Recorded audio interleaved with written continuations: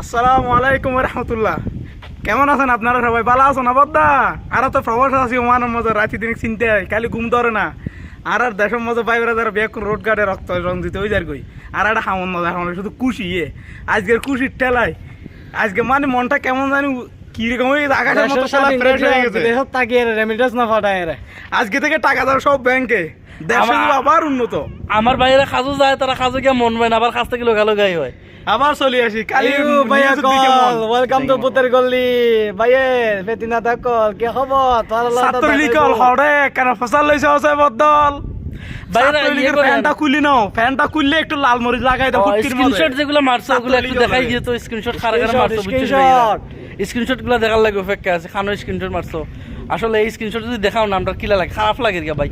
ইয়ে করো টিকেট টুকেট আছে না, আইবানি বিদেশ আইবানি, ও বিদেশ আইলে কি তা বিদেশ দাম নি, বিজা এটা কিন্তু বিদেশ দালাল।